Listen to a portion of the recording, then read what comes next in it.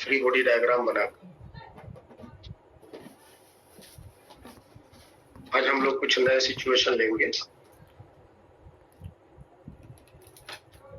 सबसे पहले हम आपको सिखाते हैं how to find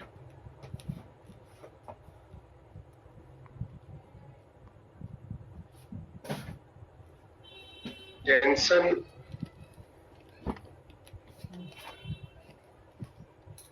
at a point of a massive rope या चेन या रस्सी, जो भी जिसमें मास है, उसके बारे में क्या पढ़े थे कि उसके अलग अलग जगहों पे टेंशन अलग अलग होते हैं। तो इस केस में अगर हमें किसी एक खास जगह पर इसकी टेंशन निकालनी है तो उसको हम कैसे निकालेंगे? तो इस केस में जो स्टेप्स आप फॉलो करेंगे,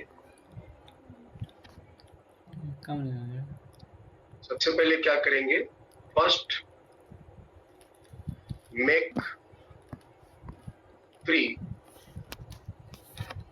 the rope from the points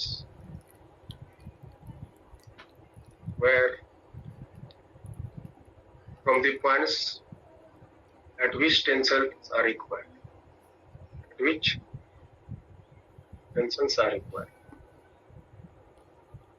generally हम लोग करते क्या है? जनरली हम लोग पहले फोर्स बॉडी डायग्राम बनाते हैं, तब उसके बाद फ्री बॉडी डायग्राम।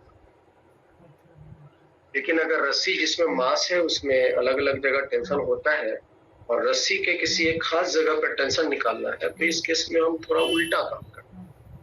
सबसे पहले हम फ्री करते हैं, तब उसके बाद फोर्स स्टॉप। ये चीजें याद रखें। First, make free the rope from the points at which the tensions are required. Then draw the forces and set up the suitable force equation.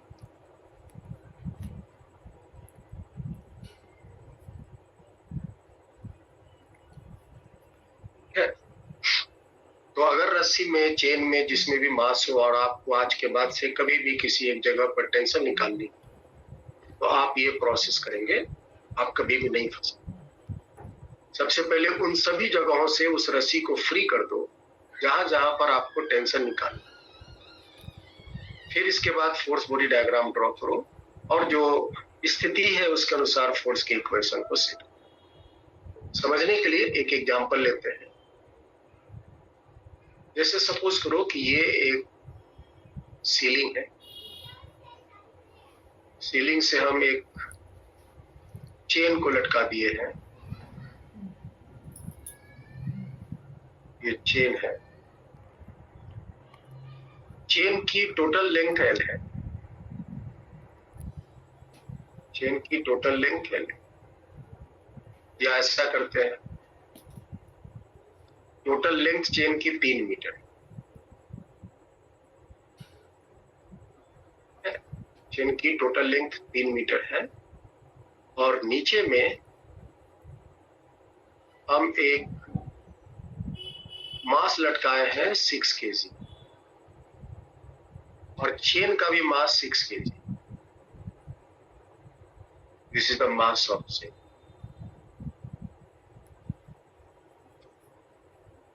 ये सपोर्ट से टंगा। ये सिचुएशन है। चेन में मास है, मास 6 kg है, टोटल चेन की लंबाई 3 मीटर है। चेन यूनिफॉर्म, चेन जो है वो यूनिफॉर्म है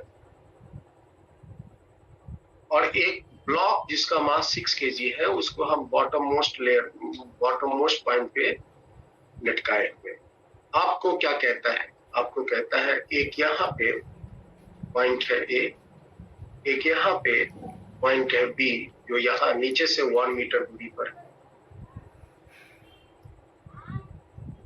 एक पॉइंट यहाँ है C, जो ऊपर से 1 मीटर दूरी पे, और एक यहाँ है D, जो सीलिंग पॉइंट पर कनेक्टेड है। इन 4 जगहों पे इस चेन में टेंशन बता, क्या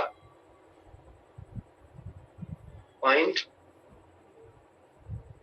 टेंशंस एट ए बी सी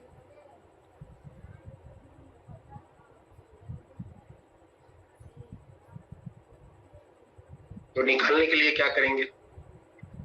जो तरीका है पहले आप सीख लो, समझ लो, उसके बाद फिर अपना काम अपने दिमाग के अनुसार करते हैं।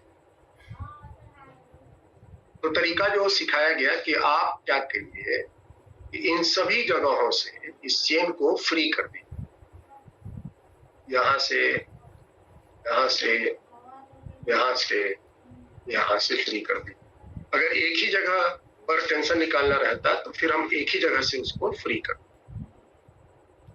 ठीक है? तो यहाँ 4 जगह से निकालना है टेंशन, तो हम चारों जगहों पर फ्री कर, और फ्री। तो फ्री करने पर सबसे ऊपर आपको एक सीलिंग बचेगा, उसके नीचे 1 मीटर लंबा चेन लटका मिलेगा, ये वाली चेन। फिर उसके बाद 1 मीटर और नीचे लटका हुआ चेन मिलेगा, और फिर उसके बाद एक और 1 मीटर लटका चेन मिलेगा। 1, 2, 3 पार्ट हो गया, और फिर सबसे नीचे एक मास लटका। हम बस उसको फ्री किए हैं और बगल में उसका एक डायग्राम।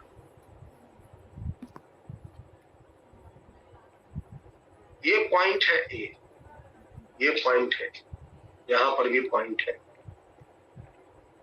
ये पॉइंट है बी, ये पॉइंट भी बी है, ये पॉइंट है सी, ये भी पॉइंट सी है, ये पॉइंट है डी, ये भी पॉइंट डी,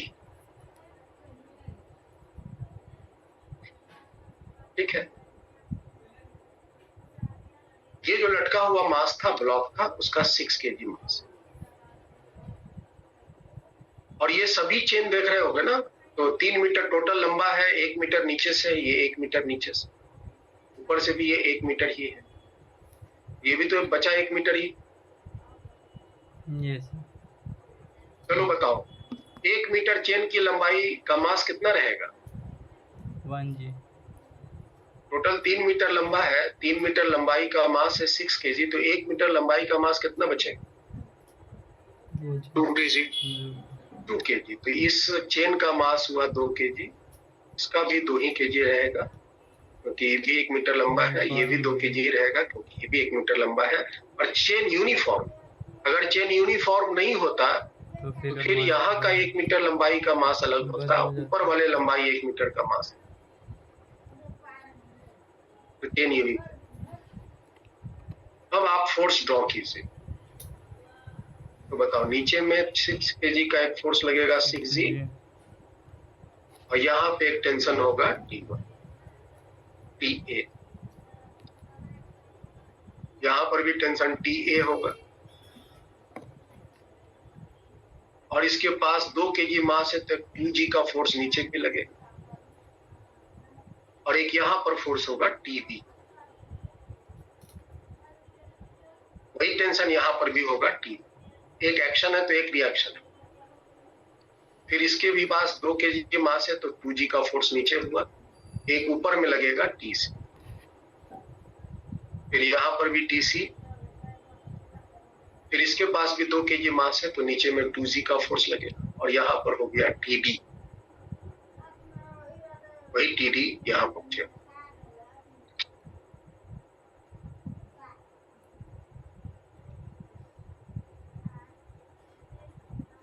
फोर्स कैसे ड्रॉ करना है, ये हमने भरपूर प्रैक्टिस किया हुआ है।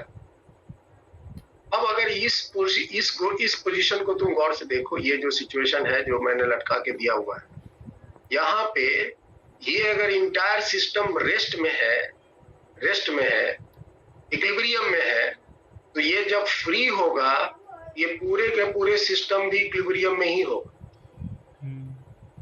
ये काटा नहीं गया है, कैंची से काट नहीं दिया गया है, चाकू से की काटने के बाद ये धराम से गिर गया, ये फोर्सेस के साथ फ्री किए गए। अगर यहाँ पर बैलेंस्ड है, तो यहाँ पर भी फोर्सेस कुछ इस तरह लगेंगे कि इंटायर सिस्टम बैलेंस्ड। यहाँ संयोग से स्थिति ऐसी है कि सारे फोर्सेस जो है वो लाइन पर है, तो कंपोनेंट तोड़ने की जरूरत नहीं। अब आप डायरेक्ट इक्वेशन लिख सकते हैं। सबसे पहले इसके लिए इक्वेशन बोलो, क्या लिखो? तो टी ए, क्योंकि ये बैलेंस्ड है तो ऊपर वाला फोर्स बराबर हो जाएगा नीचे वाला फोर्स, दैट इज 6G, मतलब 60 न्यूटन जी का मान 10 ले लेते हैं, तो इस जगह पे टेंशन हो गया 60। इसका फिर फोर्स बॉडी, इसका फिर इक्वेशन लिखो, ऊपर का फोर्स बराबर नीचे का फोर्स, क्योंकि ये भी सिस्टम बैलेंस्ड है। ऊपर में फोर्स हो गया TB और नीचे में फोर्स एक है 2G और एक है TA, एक है 2G और एक है TA। ऊपर में देखो एक ही फोर्स है TB, नीचे में फोर्स एक 2G है और एक TA। ऊपर का फोर्स बराबर जब नीचे का होगा तभी ये सिस्टम बैलेंस्ड है। और इसको आप सिंप्लीफाई कर लो, तो TA का मान तो जानते ही हो 60 है, यहाँ 60 प्लेस करो, ये हो गया 20, मान हो गया। फिर इस जगह पर का भी इक्वेशन लिखो, ऊपर का फोर्स में TC आया और नीचे में जो फोर्स है उसमें 2G है और प्लस TB है, टेंशन एट B।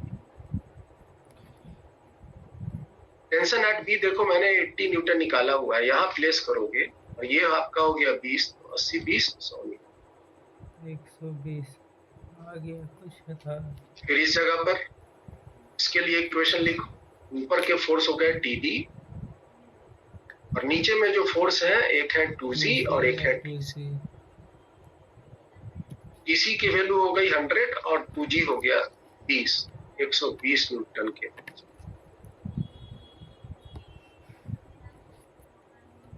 और यहाँ से आपको एहसास होगा कि रस्सी जिसमें मास होते हैं उसके अलग अलग जगह टेंशन अलग अलग हो। अगर ये चेन मासलेस होता, अगर ये चेन मासलेस होता, मासलेस के केस में पूरी जगह पर चेन के खुद के मास नहीं होते, खुद के मास नहीं होते तो यहाँ 2G नहीं होता। अगर ये 2G नहीं होता तो देखो TA बराबर TB, TB बराबर TA होता। ये 2G नहीं होता तो TC बराबर TB होता। ये 2G नहीं होता तो TD बराबर TC होता। मतलब सब जगह टेंशन के मान सेम है। और अगर मास है तो फिर अलग अलग जगह उसके।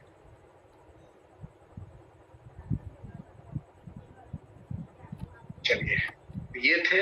अगर आपके सिस्टम तो इक्विलिब्रियम में मैंने लिया है, लेकिन अगर वो चेन में मास और वो चल भी रहा होगा और किसी जगह पर आपको टेंशन निकालनी है तब भी हम यही प्रक्रिया।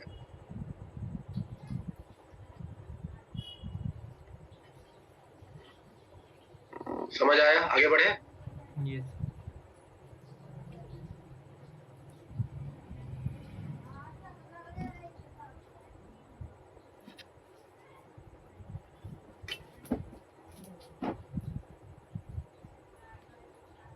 एक ये दीवार है,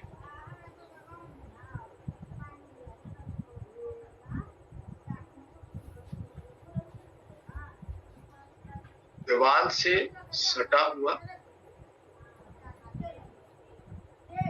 एक ये स्फीयर है, जो स्फीयर एक रस्सी से इस तरह से बांध के लटकाया है।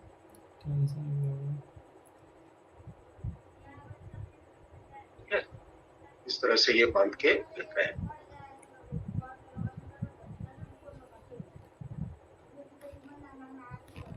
इसकी लंबाई ज्यादा हो गई, इस तरह से बांध के।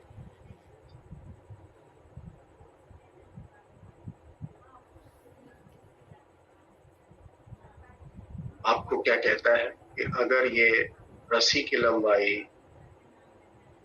डबल दी रेडियस हो, इसकी रेडियस R है और इस रस्सी की लंबाई है 2R,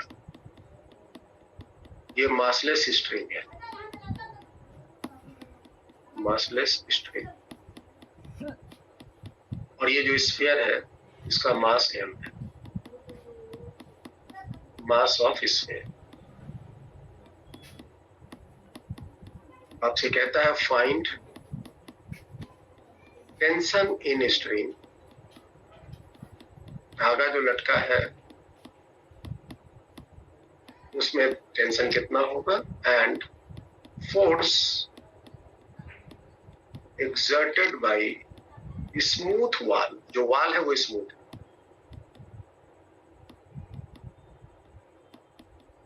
on the sphere.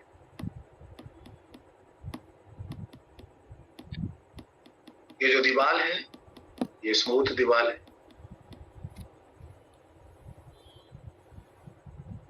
वो इस स्फीयर पे कितना फोर्स लगाएगा और ये धागा में टेंशन कितना। R is the radius of इस।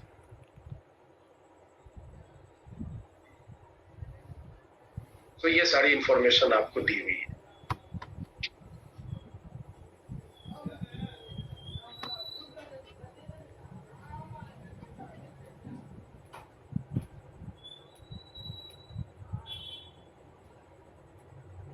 काम करने का तरीका लास्ट क्लास में मैंने कई प्रॉब्लम के साथ सिखाया हुआ है।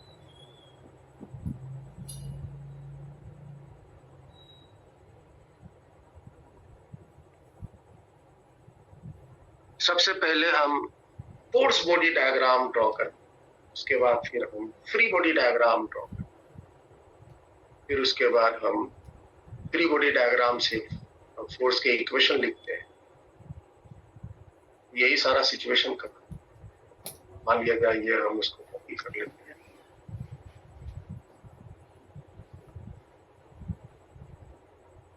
ये सारी इंफॉर्मेशन दिए हुए हैं तनु सबको।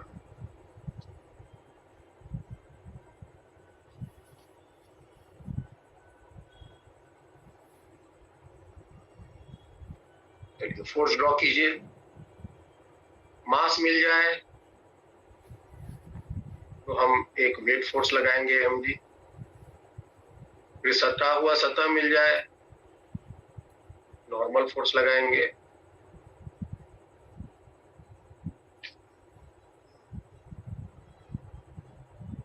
दीवार अगर इस स्फीयर पे नॉर्मल लगाएगा तो स्फीयर भी दीवार पे एक नॉर्मल इधर लगाएगा, लेकिन चूंकि दीवार फिक्स है तो इस पर हम नॉर्मल दिखा करके कोई फायदा नहीं है। और फिर एक धागा मिल जाए तो इसमें एक टेंशन।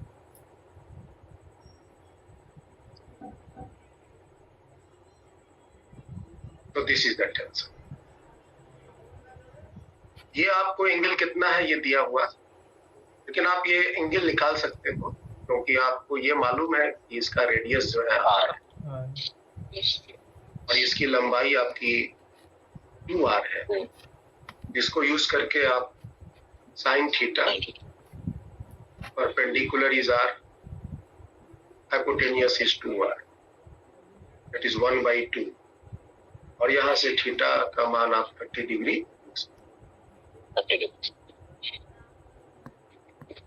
ये आपके हो गए सिचुएशन। फोर्स ड्रॉ किया, अब इसका आप फ्री बॉडी बना लीजिए।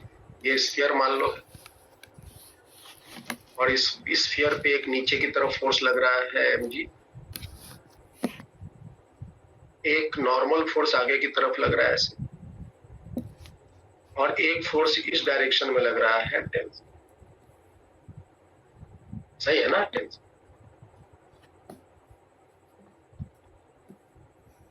और देखो तीन फोर्सेस अलग अलग डायरेक्शन में लग रहे हैं। आप यहाँ लामीस थ्योरम भी लगा सकते हो, लेकिन हम कोशिश करते हैं कंपोनेंट मेथड से काम करते हैं। कंपोनेंट मेथड यूज कर रहे हैं। ये आपका पॉइंट को ओरिजिन मानते हुए एक एक्स एक्सिस, एक वाई एक्सिस ड्रॉ किया। ये एंगल अगर थीटा है, ये एंगल अगर 30 है तो ये एंगल कितना हो जाएगा? अरे बोलो भाई, ये अगर 30 है तो ये कितना होगा? 60। ये एंगल 60।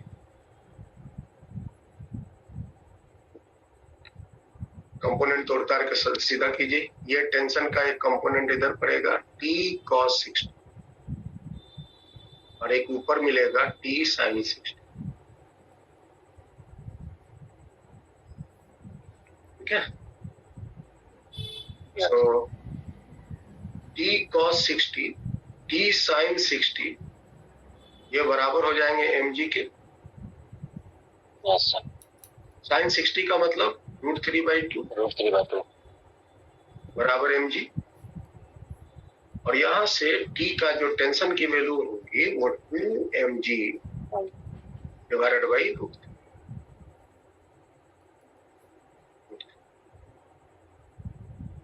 और राइट डायरेक्शन में जो फोर्स है वो बराबर होगा लेफ्ट डायरेक्शन।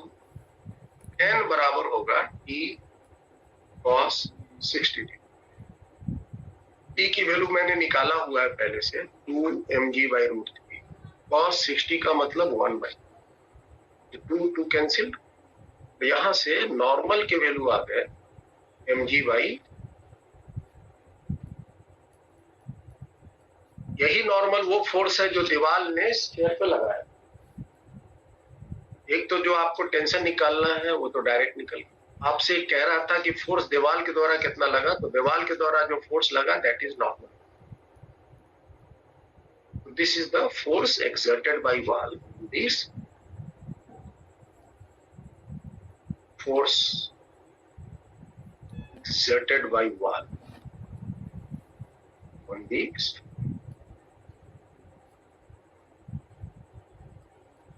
ठीक है।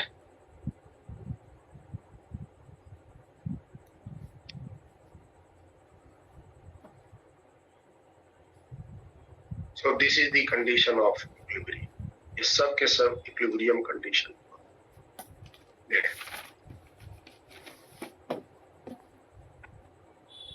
नेक्स्ट है, सपोज करो ये एक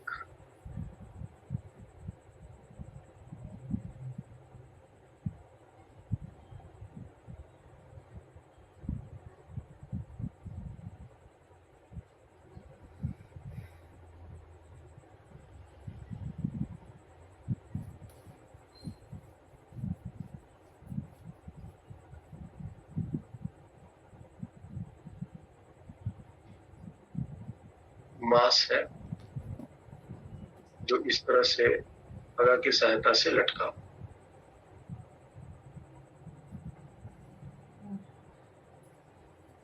एक ब्लॉक है जो इस धागा की सहायता से जो यहां एक पुली, ये पुली का एक्सिल कहलाता है। That pulley is clamped at this position. Whole system is in equilibrium. देखने में ही लगेगा कि इक्विलिब्रियम में इसका मास है, ये जो लटका हुआ मास है वो m है। धागा जो है वो मासलेस है। इसमें कहता है find the net force on the clamp of the pulley। ये जो आपका क्लैंप है जहां पर ये टंगा गया, बंधा गया है, इस पर कितना फोर्स लगेगा यही निकाल। पुली के क्लैंप पर कितना फोर्स लग रहा है दैट यू हैव टू।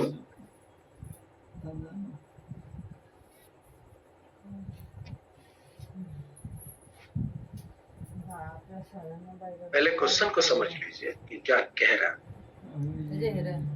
बनाना काफी आसान।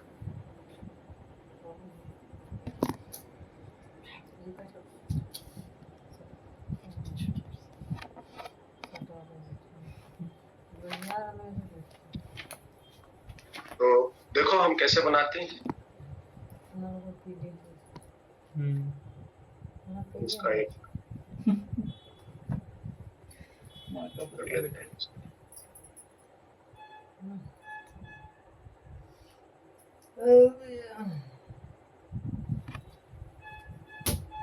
फोर्स ड्रॉ कीजिए। फोर्स ड्रॉ करने पर आपको पता चलेगा कि क्लैंप पे कौन कौन से फोर्सेस पहुंचे। एक साइड से फोर्स ड्रॉ करना शुरू करेंगे तो नीचे मास लटका है तो मास के कारण यहां से धागा शुरू है तो दैट इज टेंशन। वही टेंशन यहाँ पहुंचेगा, मासलेस धागा है, वही टेंशन यहाँ पहुंचेगा। याद रखिए पुली इज मासलेस, पुली में मास दे देते। तो पुली as mass MP but is smooth। पुली में मास तो है लेकिन वो स्मूथ है। तो पुली अगर स्मूथ है तो उसके दोनों साइड जो धागा जाएगा उसके टेंशन से ये लिखाया हुआ है। हालांकि पुली में मास है लेकिन वो फिक्स्ड है और ये टेंशन यहाँ पर भी पहुंचे। और एक पुली में मास होने के कारण इसका भी एक weight force vertically down MP लगे। MP इंटू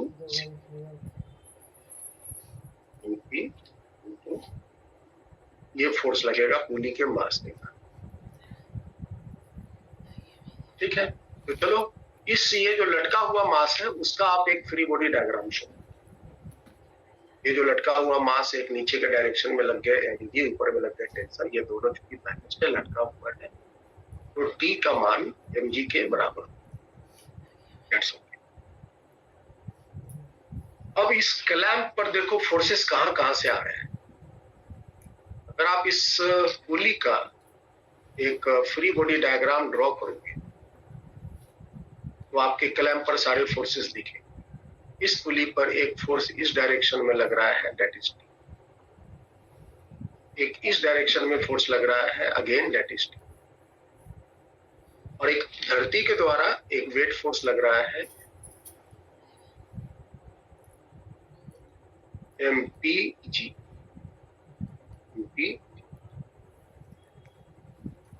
जब तुम इसको गौर से देखोगे तो नीचे के डायरेक्शन दो फोर्स लग रहे हैं। ये T का वैल्यू क्या है? T का वैल्यू तो वही mg है, ऊपर में देखो निकाले, और ये भी T का वैल्यू mg ही है। अगर इस पॉइंट पर तुम चेक करो तो इस पॉइंट पर एक फोर्स लग गया नीचे के डायरेक्शन में, that is mg plus mpg। दो फोर्स लग mg प्लस mpg। एक फोर्स पीछे का डायरेक्शन में लगे, अगेन ये वाली है, यही क्लैंप। और इन दोनों फोर्स के रिजल्टेंट फोर्स जो है वो इस direction. This is the force on clamp. और इस फोर्स का वैल्यू आप निकाल सकते हैं। रिजल्टेंट जो बराबर होगा अंडर रूट mg का square plus mg plus mpg का।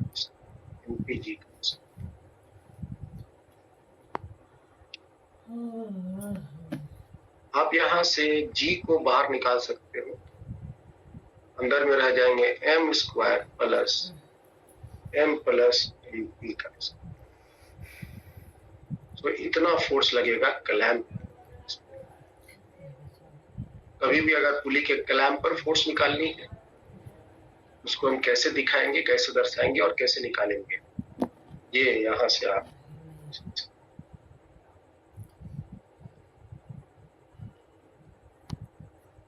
ठीक है आइनस?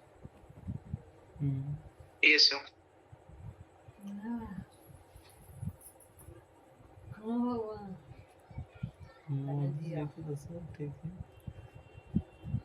तो सिचुएशन तो हजारों लाखों है, बनाने के टेक्निक यही है। अब कुछ प्रॉब्लम भाषा में मिलेंगे, तो जैसे आप इसको समझिए।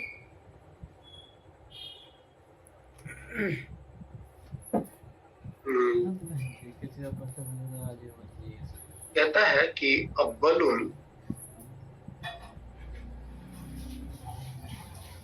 एक बलून है of mass m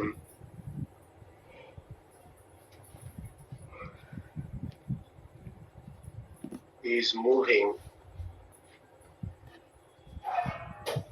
downward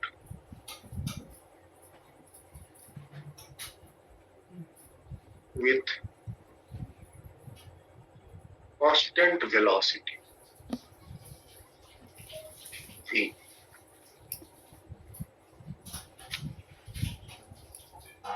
due to influence of buoyancy, force B, and air friction.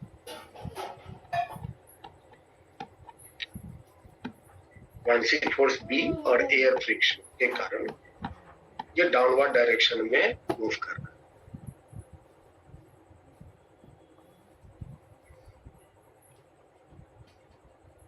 ठीक है, डाउनवर्ड डायरेक्शन में मूव कर। What mass from the balloon? What mass from the balloon should be removed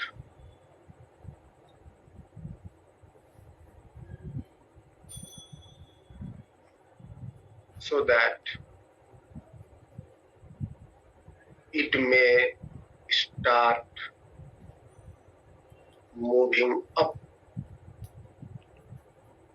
with same velocity v. The same velocity एक balloon है, वो भी speed से नीचे। यहाँ पर एक बात ये याद रखनी है कि चूंकि हमें एयर फ्रिक्शन पढ़ाया नहीं है, आप समझ लीजिए जो एयर फ्रिक्शन होता है, एयर फ्रिक्शन FA नाम दे देते हैं, इसका मैग्नीट्यूड होता है 6 पाई बीटा r इंटू, या ऐसे लिखो, is directly proportional to velocity. Is directly proportional to velocity. Is directly proportional to velocity. Directly proportional to velocity. मतलब क्या हुआ? जितनी ज्यादा गति होगी उतना एयर फ्रिक्शन का वैल्यू होगा, उतना ही ज्यादा होगा। और इसका डायरेक्शन क्या होता है? Always opposite to velocity, always opposite to velocity.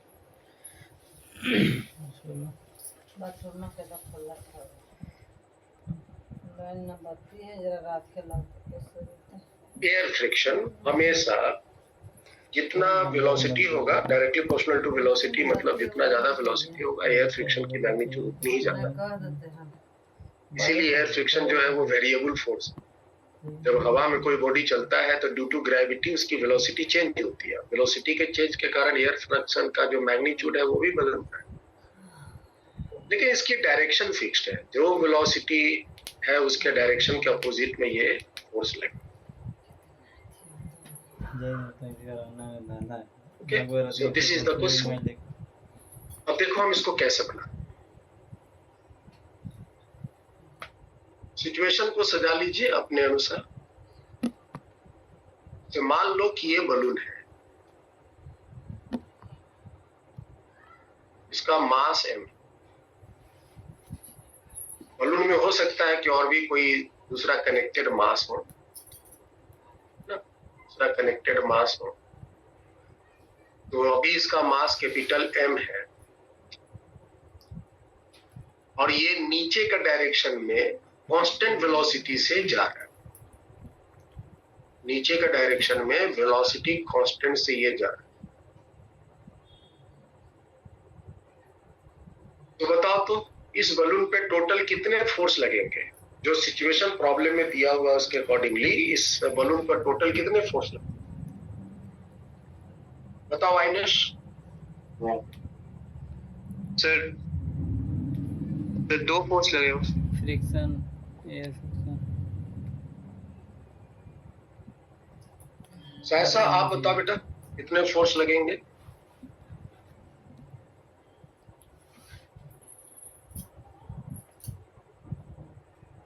नहीं सर 3 फोर्स लगेगा, बॉयंसी और mg और एयर फ्रिक्शन। मास वाला mg 3 लगे। फोर्स छूटा तो गलती होगी, है ना?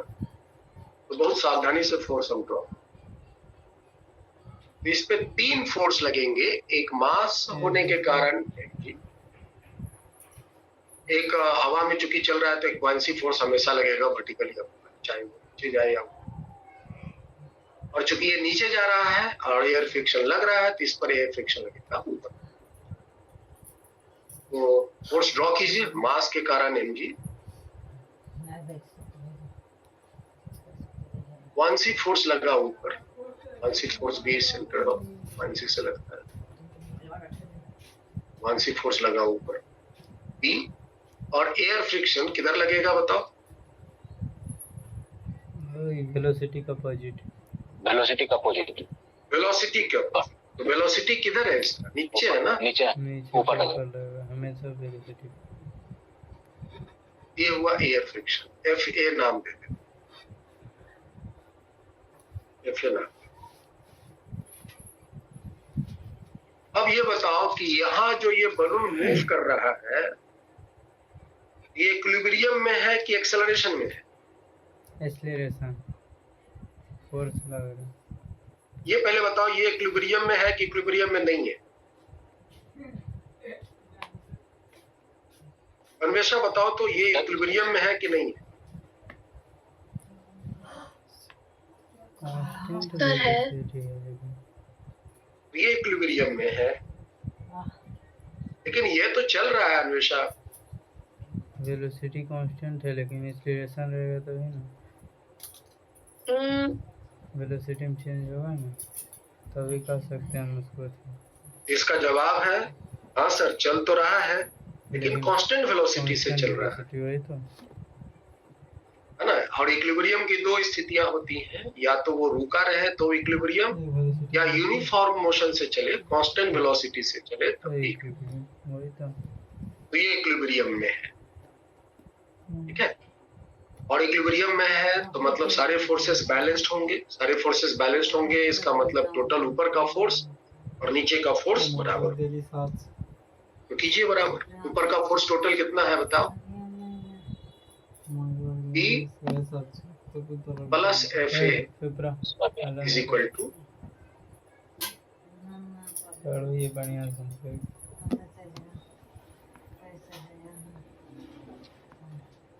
अब क्या हो रहा है कि इस बलून के मास को हम थोड़ा कम कर देते। Let small m is the mass removed from the balloon. इस बलून से हम स्मॉल m मास को रिमूव कर देते। तो ये बलून से अगर हम स्मॉल मास रिमूव कर देते हैं तो अब इसके मास कितने बचेंगे? M minus m minus. और जब रिमूव कर देंगे तो फिर क्या होना चाहिए सवाल के भाषा के अनुसार?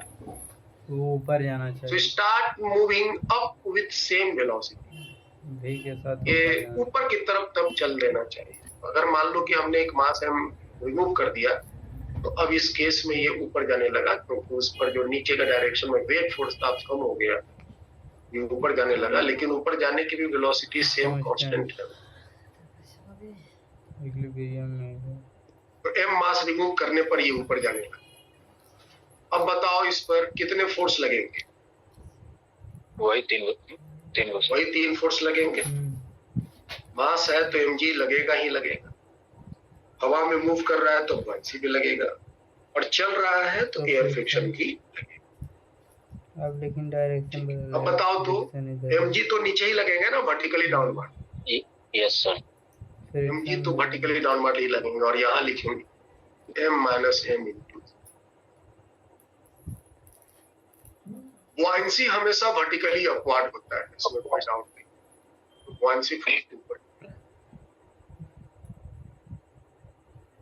और एयर फ्रिक्शन इस केस में किधर लगेगा? नीचे। नीचे, क्योंकि वो हमेशा वेलोसिटी के। अब एक बात बताओ कि इस जगह पर पहला केस में जितना एयर फ्रिक्शन लग रहा है क्या उतना ही एयर फ्रिक्शन यहाँ भी लगेगा? नहीं, मास घट गया। नहीं सर, जवाब है हाँ सर, उतना ही लगेगा हाँ सर उतना ही, क्योंकि वेलोसिटी सेम है ना। सेम ऐसा ही है। हाँ वेलोसिटी। अगर वेलोसिटी चेंज हो जाता तो फिर ये फोर्स का मान सॉरी ठीक है। और ये कांस्टेंट वेलोसिटी से चल रहा है, इसका एक्सेलरेशन 0 है, इसका मतलब ये इक्विलिब्रियम में है, तो बैलेंस्ड है सारे फोर्सेस, तो आप इसको बैलेंस कर दो। ऊपर का फोर्स हो गया P, नीचे के फोर्स हो गए M minus small m into Z plus F plus, ऊपर में B है, नीचे में M minus m into G। Now it is the second. अब इसी दो इक्वेशन को सॉल्व करनी है, आंसर निकाल। आपको एयर फ्रिक्शन लगने की तो बात कर रहा है, एयर फ्रिक्शन लगने की तो बात कर रहा है, लेकिन एयर फ्रिक्शन का वैल्यू कितना है ये नहीं दिया। वांसी फोर्स दिया है, वांसी फोर्स भी दिया है, मास कैपिटल मास आपको m दिया है, कैपिटल M मास दिया है, वांसी फोर्स दिया है, कैपिटल मास दिया है, और स्मॉल m मास हमको तो निकालना ही है। तो हमें अपनी जो आंसर है कैपिटल M और जो वांसी फोर्स है B के टर्म में देगा, एयर फ्रिक्शन के टर्म में हमको आंसर नहीं। हमको इसको रिमूव करना, कैसे रिमूव करें? देखो B बराबर क्या है यहाँ बताओ, mg माइनस स्मॉल mg और fa का मान ऊपर से निकाल के डाल, fa का मान देखो mg माइनस, राइट साइड में जो माइनस b है इसको लेफ्ट साइड ट्रांसपोज करो, 2b हो जाएंगे, कैपिटल mg 2 कैपिटल mg हो जाए, है ना। और एक ये स्मॉल mg का मान यहाँ से 2 कैपिटल mg और माइनस 2b, ये इस तरह से, और इससे आप m का मान बता सकते हो, 2 कॉमन ले लो और g को नीचे भेज दो, ये m हो जाएंगे माइनस b बाई g, ठीक है। जी कट जाएंगे इसके नीचे, 2 तो कॉमन ले लिया, तो m माइनस b, तो this will give you this.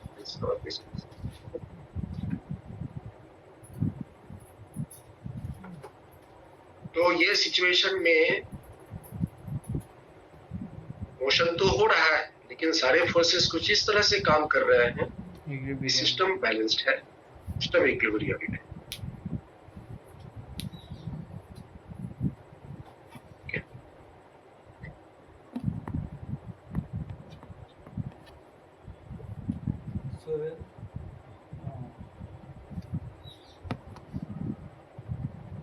तो प्रॉब्लम तो हजारों है, आपको बनानी कैसे है ये आपको मैं सिखा रहा हूँ। न्यूटन्स लॉ ऑफ मोशन चूंकि बहुत इंपॉर्टेंट पार्ट होता है इंटायर फिजिक्स, जहां पे आपको अपनी ग्रिप बनानी होती है। चलो एक क्वेश्चन लेते हैं, मान लो एक force F is equal to V cross P is acting on a particle of mass m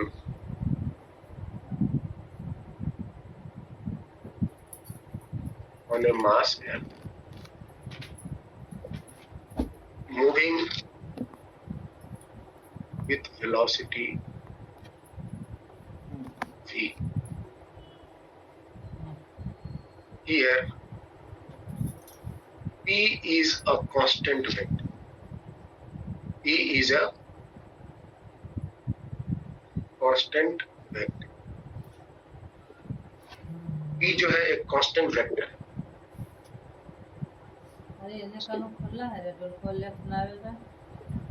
P is a constant vector acting in horizontal direction. Acting in horizontal direction.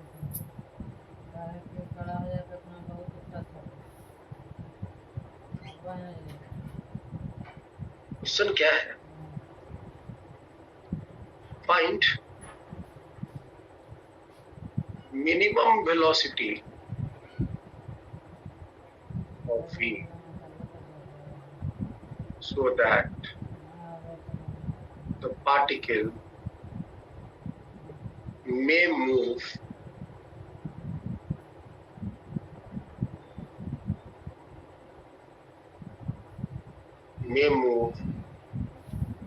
in gravity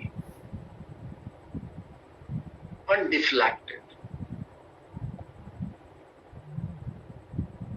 with constant speed.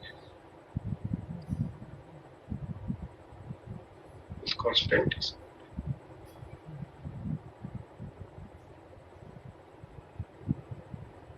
अब देखो ये सवाल है,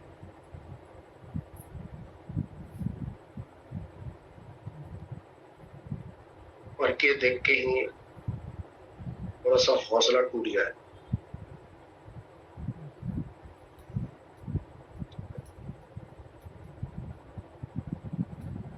जब आप इसको थोड़ा सा दिमाग लगा के समझोगे तो अब तक जितने भी सवाल हमने बनाए सबसे इजी क्वेश्चन है।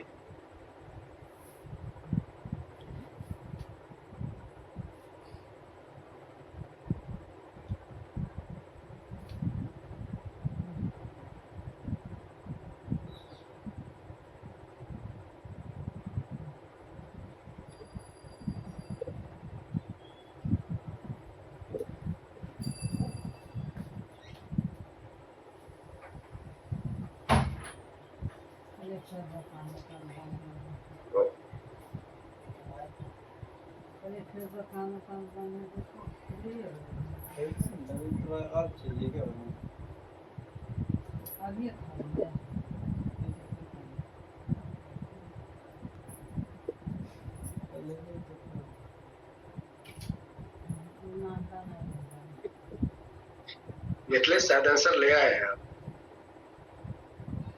नहीं sir.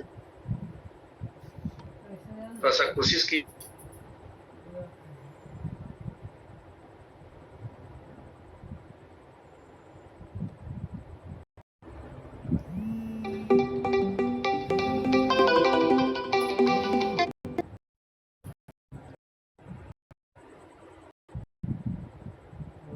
Yes, I understand. Sir minimum velocity v by p आ रहा है क्या?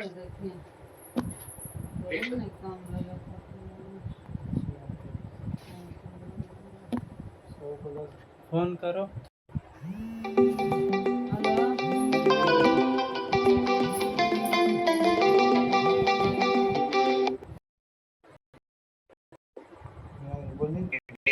भाई जी भाई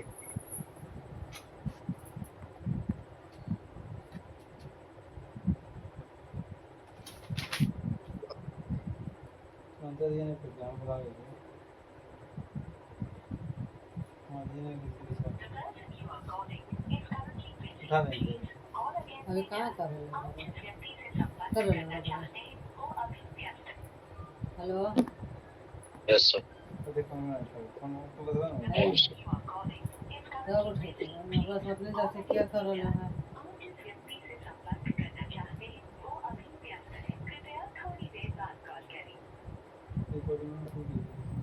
यस सर, mg/p होगा। तो mg/p होगा। हेलो देखिए ये पार्टिकल तलाश कर रहे हैं, इसका मास m है और स्पष्ट दिया हुआ है कि ये ग्रेविटी में चल रहा है। तो मास है और ग्रेविटी में चल रहा है, तो एक तो फोर्स तो mg लगेगा ही लगेगा वर्टिकली डाउन। और अब इसको चलना कैसे है? इसको चलना है अनडिफ्लेक्टेड। अनडिफ्लेक्टेड का मतलब हुआ इसकी डायरेक्शन चेंज नहीं होनी चाहिए।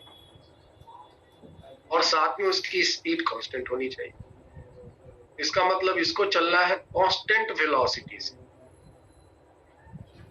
तो इसको कांस्टेंट वेलोसिटी से चलना है, इसका मतलब इसको इक्विलिब्रियम में होना है। और इस पर दो ठो फोर्स लग रहे हैं, एक ये जो फोर्स F के नाम से बोला गया है और एक मास के कारण ग्रेविटी फोर्स है। इस पर दो फोर्स काम करेंगे, एक मास के कारण mg और एक जो सो कॉल्ड फोर्स यहाँ दिया हुआ है वो। mg तो वर्टिकली डाउनवर्ड ही लगेगा।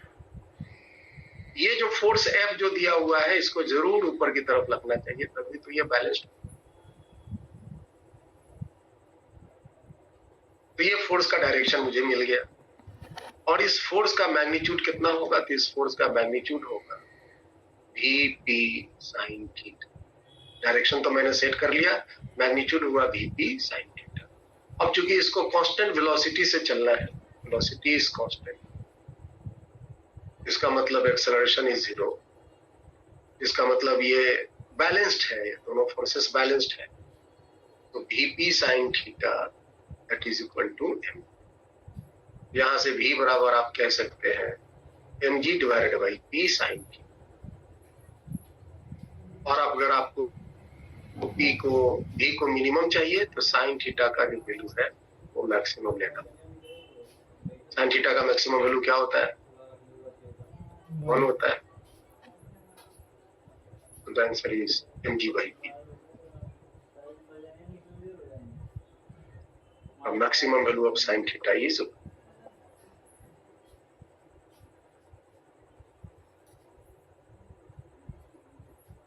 यहाँ थीटा जो है वेलोसिटी और p वेक्टर जो है उसके बीच का है।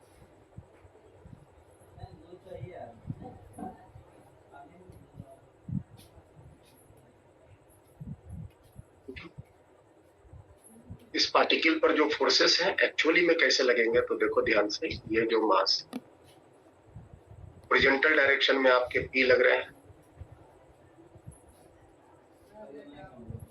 ये इधर हम v लगा देते हैं, और हॉरिजॉन्टल डायरेक्शन में p लग रहा है v क्रॉस p का डायरेक्शन ऊपर आ जाएगा और एक नीचे में फोर्स लग रहे हैं m। तो जब आप राइट हैंड थंब रूल लगाओ, राइट हैंड थंब रूल से v क्रॉस p की तरफ फिंगर को रोटेट करो तो फोर्स के डायरेक्शन आपको ऊपर की तरफ, ये फोर्स का डायरेक्शन, ठीक है। यही थीटा एंगल का मान 90 होगा तो वेलोसिटी।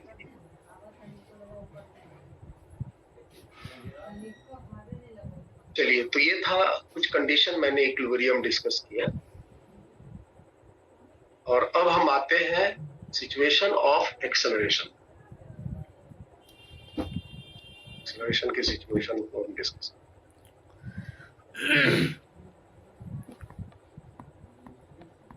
तो एक्सेलरेशन के केस में मैंने आपको पहले से ही कॉन्सेप्ट क्या है वो सिखाया हुआ है। और to set up the force equation, how to set up the force equation in case of acceleration। तो सबसे पहले हम फोर्स बॉडी डायग्राम बनाएंगे, फ्री बॉडी डायग्राम बनाएंगे, फिर उसके बाद जहां दो या दो से ज्यादा फोर्स लग रहे हैं उसको हम ओरिजिन मानकर एक एक्स एक्सिस एक वाई एक्सिस ड्रॉ करेंगे। एक्स या वाई एक्सिस हम उस डायरेक्शन में लेंगे जिस डायरेक्शन में बॉडी की एक्सेलरेशन हो। ये बातें क्या खास है। इक्विलिब्रियम के केस में, इक्विलिब्रियम वाले केस में हम x और y axis can be taken in any suitable direction, कोई भी डायरेक्शन में ले सकते हैं। लेकिन जब एक्सेलरेशन का केस आएगा तो जो डायरेक्शन में एक्सेलरेशन है उसी डायरेक्शन में या तो हम x चुनेंगे या y चुनेंगे। चुन लेने के बाद हम सारे फोर्सेस को इन्हीं दो डायरेक्शन में कंपोनेंट तोड़ लेंगे और फिर नेट फोर्स x निकाल के उसको बराबर करेंगे मास गुना acceleration. Net force y direction में निकाल के उसको करेंगे मास गुना एक्सेलरेशन। तो जैसे मान लो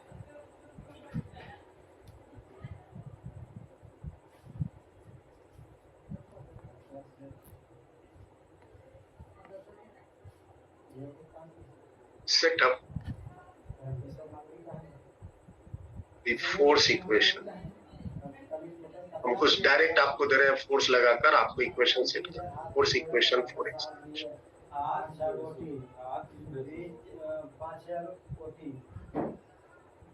जैसे एक सिचुएशन लेते हैं, सपोज करो कि ये बॉडी है, इसका मास m है और ये इस डायरेक्शन में एक फोर्स लग रहा है F1 और एक इस डायरेक्शन में फोर्स लग रहा है F2 और ये आगे के डायरेक्शन में एक्सेलरेट कर रहा है।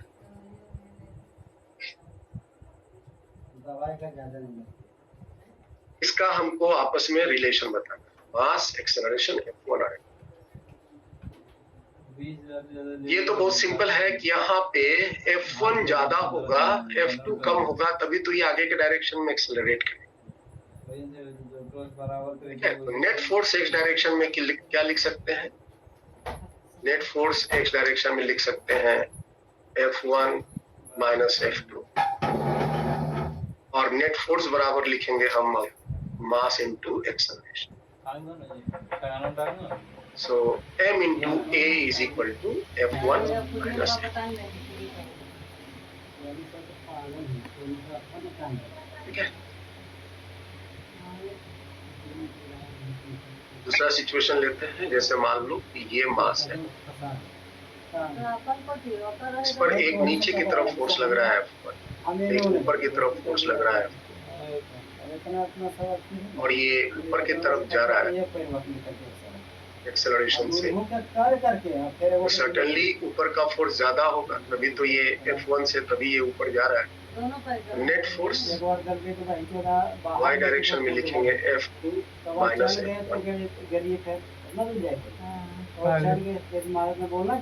और नेट फोर्स बराबर मास इनटू एक्सेलरेशन। ये जो मास चल रहा है और इनटू एक्सेलरेशन करेंगे तो ये बराबर जिल्ले लिखा है मैं उड़ो करवा जखनी लिखल के नहीं ने साथे में। तो दिस इज द इक्वेशन। सब ठीक है, सब लिख रहे हैं साथे में। सवाल हो गया तो अब हम क्या करते हैं, बेसिकली ये सारे इक्वेशंस हमें हजारों बार लिखने हैं, तो हम एक अपना माइंड सेटअप तैयार कर लेते हैं, उसी के अनुसार हम इक्वेशन कैसे लिखते हैं ध्यान से देखो। मास और उसमें हम एक्सेलरेशन मल्टीप्लाई कर देंगे is equal to net force along acceleration. इस डायरेक्शन में एक्सेलरेशन हो रहा है, उस डायरेक्शन के net force minus net force opposite to acceleration.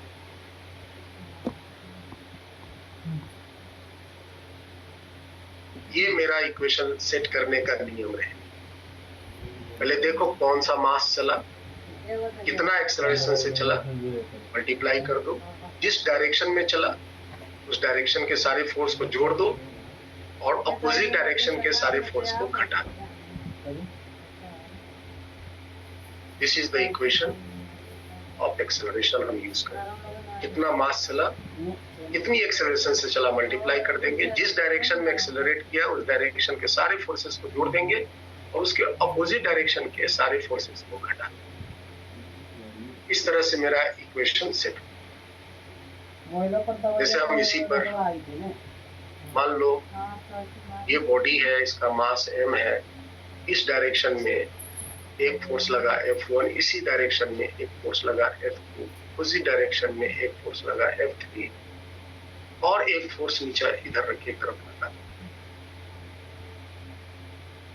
और ये जो मास है वो इस डायरेक्शन में, पीछे के डायरेक्शन में एक्सेलरेट कर। ठीक है, तो हम इसका अब इक्वेशन कैसे लिखेंगे? तो देखो कौन सी मास चला, तो m चला। कितने एक्सेलरेशन से, तो a से इज इक्वल टू जिस डायरेक्शन में एक्सेलरेट किया उस डायरेक्शन में जितने फोर्सेस हैं सबको ऐड कर दो, हो गया F3 प्लस F4 और इसके अपोजिट में जितने फोर्स हैं सबको सबट्रैक्ट कर, तो माइनस F2 माइनस F4 दोनों को सब। तो दिस इज द इक्वेशन। किधर ज्यादा है किधर कम है टेंशन फ्री है। सपोज करो कि ये मास है, एक नीचे की तरफ फोर्स लग रहा है mg, एक ऊपर की तरफ फोर्स लग रहा है t, और एक नीचे की तरफ फोर्स लग रहा है F, और ये ऊपर के डायरेक्शन में है, यानी ऊपर के डायरेक्शन में एक्सेलरेट कर। इसकी इक्वेशन सजानी है और इसकी इक्वेशन सजानी है, तो कैसे लिखेंगे? कितना मास चला तो m चला, कितने एक्सेलरेशन से तो a से मल्टीप्लाई करेंगे। जिस डायरेक्शन में चला उस डायरेक्शन के फोर्स पे एक ही है t, माइनस अपोजिट डायरेक्शन में दो फोर्स है तो दोनों को घटाना f। अच्छा कहते हैं हम यहाँ झाल बजाओ दिस विल बी नहीं तो हम झाल बजाओ, हम एकले पर वो है वैसे तो आधा भी कर नहीं भाई जी। चाहे सिचुएशन जैसा भी, तो मान लो ये इंक्लाइन प्लेन में एक मास यहाँ है, इस डायरेक्शन में एक फोर्स हमें मिला mg sin थीटा, इस डायरेक्शन में एक फोर्स मिला हमें t, और देखे कि ये नीचे के डायरेक्शन में एक्सेलरेट कर रहा है। ये इसकी इक्वेशन लिखनी है, तो क्या लिखेंगे? मास चला m, एक्सेलरेशन a से मल्टीप्लाई किया इज इक्वल टू जिस डायरेक्शन में एक्सेलरेट किया उस डायरेक्शन में mg sin थीटा फोर्स है, माइनस अपोजिट डायरेक्शन में एक फोर्स है। तो this will be the equation of this equation. ठीक है,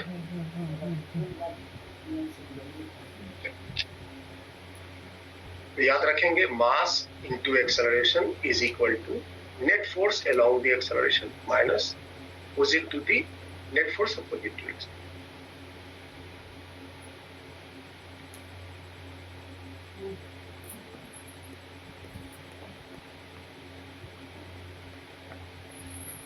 सपोज करो ये एक सरफेस है, इस पर एक ब्लॉक यहाँ है, ये धागा से कनेक्ट है, एक ब्लॉक यहाँ है, ये 2 kg है, ये 4 kg है,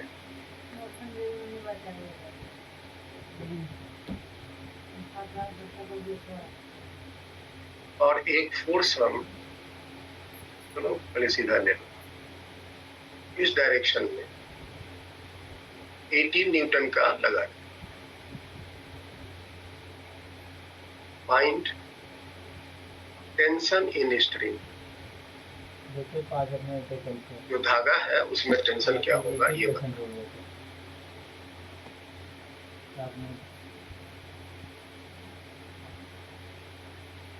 ये एक समझने के लिए एक सिंपल मैंने सिचुएशन लिख रहा है।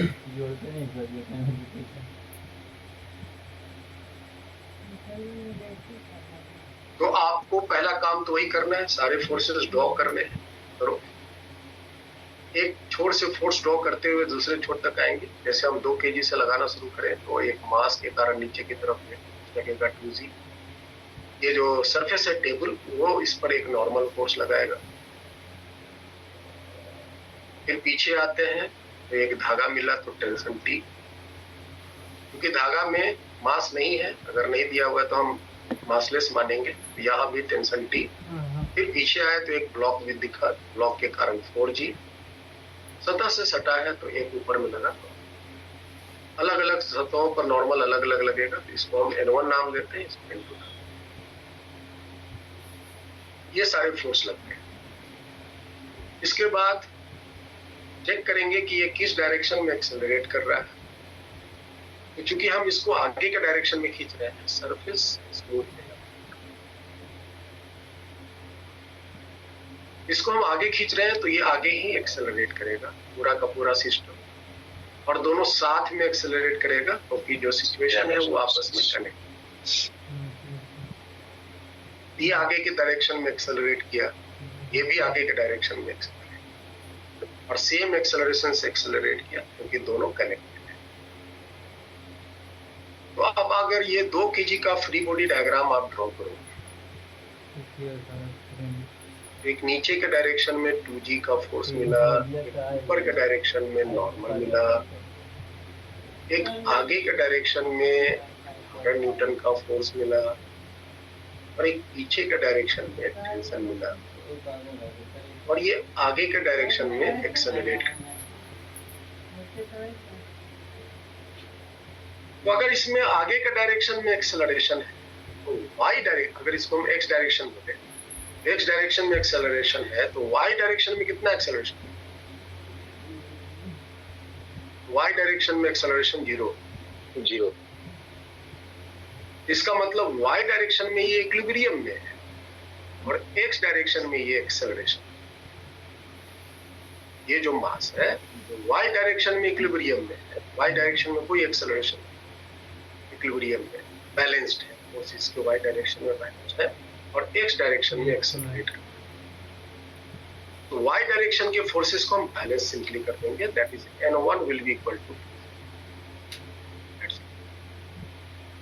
हालांकि इसकी हमें जरूरत नहीं है, जब हम आगे फ्रिक्शन पढ़ेंगे तो ये नॉर्मल की जरूरत पड़ेगा वहां, तो आप यहीं से भी सीखते जाओ। तो वाई डायरेक्शन में चूंकि एक्सेलरेशन नहीं है तो वाई डायरेक्शन में इक्विलिब्रियम में और एक्स डायरेक्शन में एक्सेलरेशन में है। एक्स डायरेक्शन का हम एक्सेलरेशन का इक्वेशन लिखेंगे। मास इस ब्लॉक का 2 kg है, हम लिखेंगे 2a इज इक्वल टू, जिस डायरेक्शन में चला उस डायरेक्शन का फोर्स है 18 और ऑपोजिट का फोर्स है। This is equation 1। फिर इसी तरह आप 4 kg का भी काम कर लो। नीचे में 4g लगा है, ऊपर में नॉर्मल लगा है, आगे के डायरेक्शन में टेंशन है, ये टेंशन आगे के डायरेक्शन में टेंशन है और पीछे कोई फोर्स वगैरह। सेम कॉन्सेप्ट यहां पर भी, ये ब्लॉक एक्सेलरेशन से आगे जा रहा है, वाई डायरेक्शन में एक्सेलरेशन है, वाई डायरेक्शन के फोर्सेस बैलेंस्ड है, मतलब N2 is equal to 4g होंगे और आगे के डायरेक्शन में एक्सेलरेशन है। मास चला 4 kg का, 4 into a is equal to t, right direction में t है, पीछे कोई फोर्स नहीं है तो minus. This is equation number. ठीक है, तो आप इसको, ये 2 इक्वेशन है, इसको सिंप्लीफाई कर सकते हो, इससे आपको टेंशन। तो आप दोनों को जोड़ दो, इक्वेशन 1 को और इक्वेशन 2 को जोड़ दो, तो लेफ्ट साइड में 6 से आएंगे, राइट साइड में tt कट जाएंगे तो 80 और यहाँ से a का मान आएगा 3 मीटर। और इस एक्सेलरेशन को किसी एक इक्वेशन में रख दो तो टेंशन निकल जाएगी। इक्वेशन 2 में रख देते हैं तो t के वैल्यू हो जाएंगे 4 into a means 3, so tension is 12।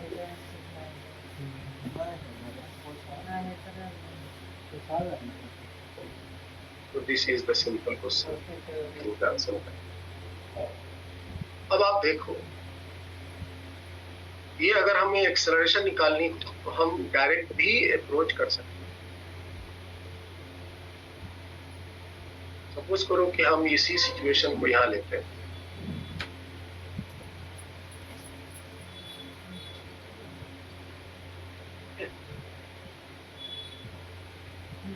और ऐसा करो, ये जो ब्लॉक को हमने 18 न्यूटन से खींचा है, तुम गौर से देखो, ये पूरा का पूरा जो सिस्टम है 2 kg और 4 kg, ये इंटायर सिस्टम 18 न्यूटन के इन्फ्लुएंस से आगे के डायरेक्शन में एक्सेलरेट करेगा। टेंशन जैसे 12 न्यूटन लग रहा है, नेट हो जाएगा और ये एक्सेलरेशन को तुम निकाल सकते हो 1500 by using a formula net cooling force by net.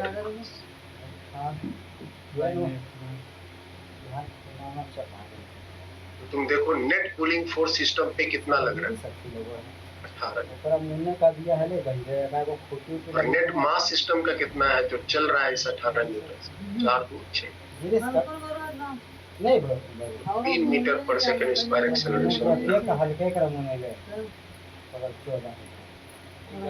और टेंशन अगर निकालनी है तो फिर आपको यहाँ का फ्री बॉडी बना के ही अगर तो मामा के बाद जाए तो वो तो पूरे क्योंकि ये ब्लॉक, ये जो 4 kg ब्लॉक है वो एक्सेलरेशन से चल रहा है, एक डायरेक्शन में एक्सेलरेशन से चल रहा है। तो इसको एक्सेलरेट करने वाला कौन है? इसको एक्सेलरेट करने वाला यही टी है। नहीं बोलो तो फोर्स बराबर tension is equal to mass into acceleration. Mass is 4 and acceleration is 8। तो ए का मान 3 यहाँ प्लेस करो, 12 न्यूटन। वो भैया साइन करो है। तो आप इस तरह से भी चीजों को अप्रोच कर सकते हैं।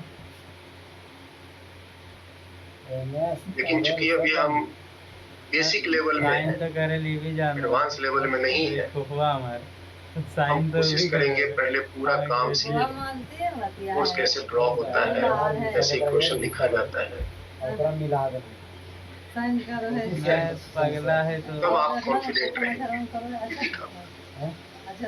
हाँ ठीक है सही है।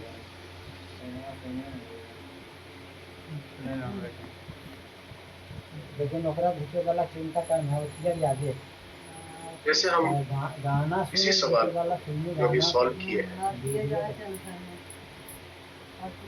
दूसरे सिचुएशन के साथ देखते हैं। सपोज कीजिए कि एक ये स्मूथ सरफेस है,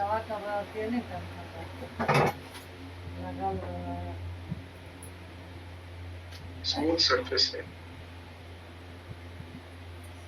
और इस पर एक चेन रखा हुआ है, मासिव चेन है। पूरा डॉक्टरवा कपिया निकाल के ना चेन, चेन की लेंथ एल है और चेन का मास है। Mass of chain is L. इस चेन को इस साइड से एक फोर्स लगाकर हम ड्रॉ कर रहे हैं और आपसे पूछता है कि चेन के जिस एंड पर फोर्स लगाया है वहां से x दूरी पर जो चेन का पार्ट है वहां पे एक पॉइंट P है। Find the tension eight.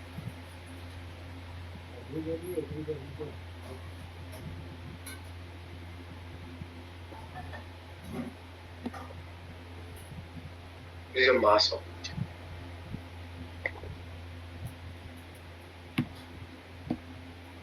नियम चेन के या किसी भी मासिव रोप के किसी भी पॉइंट पर टेंशन कैसे निकाला जाता है ये मैंने डिस्कस किया। नियम वही रहेंगे। देखो कैसे हम इसको अटेम्प्ट करते हैं, तो हम कॉपी कर लेते हैं।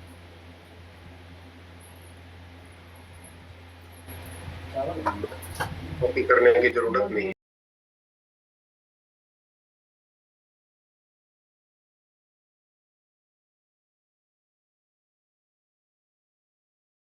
रॉक में, रस्सी में, जिसमें मास होते हैं, इसके किसी भी जगह पर अगर हमको टेंशन निकालना है तो आप पहले उसको वहां से फ्री कर बंद कर सकनी ना तो बाहर करने तो चेन के आपके दो पार्ट हो गए।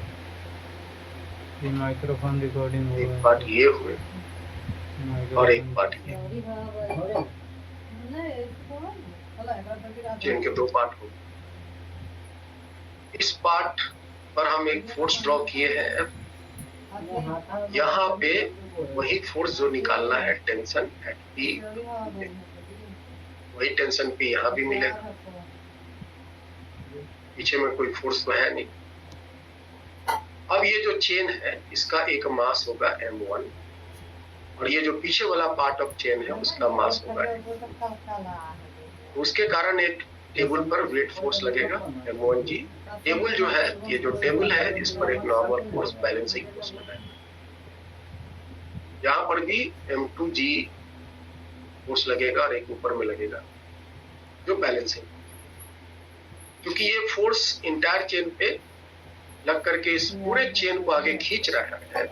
सो इस चेन में भी एक्सेलरेशन a होगा आगे की तरफ, इसमें भी एक्सेलरेशन a होगा।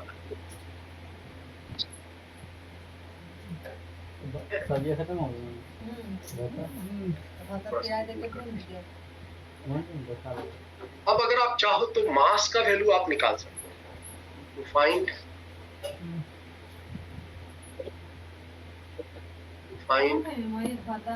M1 एंड M2 कैसे निकाला जाता है सीख लो, उसके बाद निकालते रहना। चेन यूनिफॉर्म, देखल जेतो काय मन कर चेन जो है यूनिफॉर्म।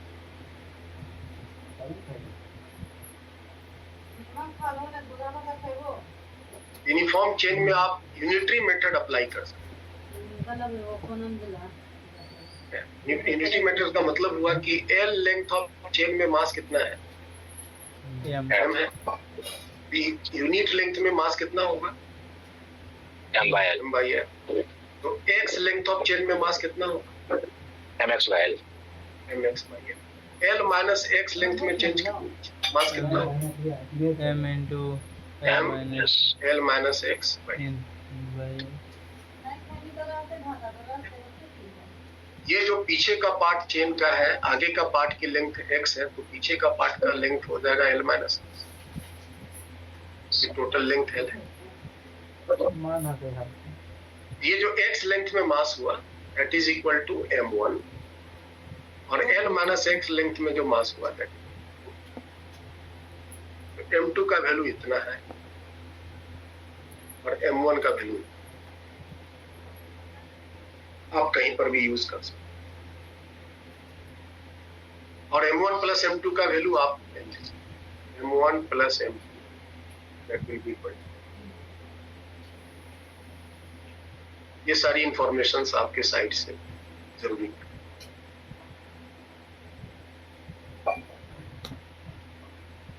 अब इक्वेशन लिखो, इसका बोलो मास चला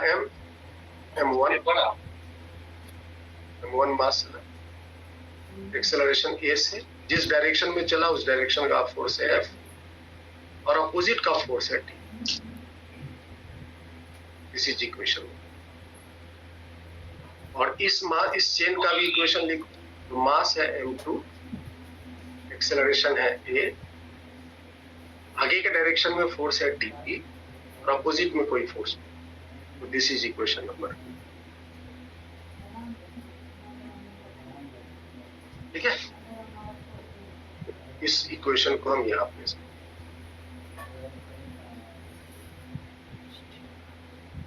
अब इन दो इक्वेशन को आप सिंप्लीफाई करो तो आपको 1 और 2 को जोड़ दो, इक्वेशन 1 को और 2 को जोड़ दो। फायदा क्या होगा जोड़ने से कि टीपी कट जाएगा और F लेफ्ट साइड में मिलेंगे m1 प्लस m और राइट साइड में फोर्स। यहाँ से आपको a एक्सेलरेशन का वैल्यू आएगा F by m1 plus m2 is a, जो आप डायरेक्ट भी निकाल सकते थे, net pulling force by net mass. Net pulling force is F and net mass of the chain is F। और इस एक्सेलरेशन को किसी एक इक्वेशन में प्लेस कर दो, तो इक्वेशन नंबर 2 में प्लेस कर दो,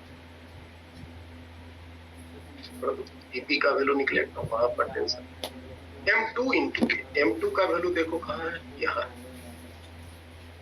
m2 into a, m2 is equal to m times l minus x divided by n और a is equal to f by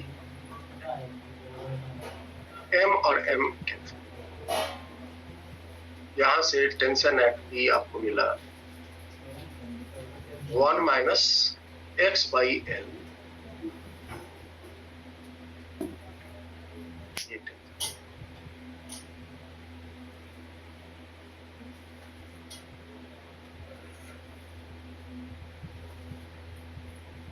अगर आप इसका प्लॉट करना चाहते हैं कि टेंशन जो है वो कैसे लेंथ के लॉन्ग वेरी कर रहा है,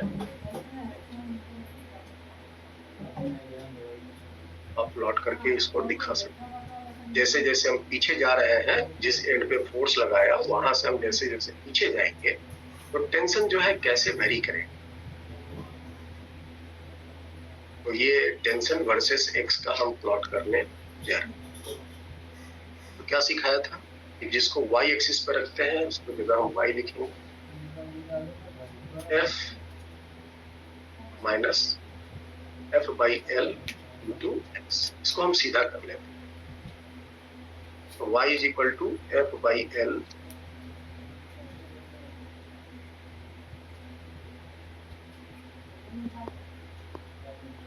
minus f by L into x plus f। इस इक्वेशन को तुम गौर से देखो, तुमको क्या दिखेगा? It is y equal to mx plus, यहाँ c की वैल्यू क्या दिख रही है? f प्लस यहाँ पे, और स्लोप का वैल्यू क्या दिख रहा है? स्लोप का value minus f by L, negative दिख रहा है। And graph is straight line, the graph will be straight line.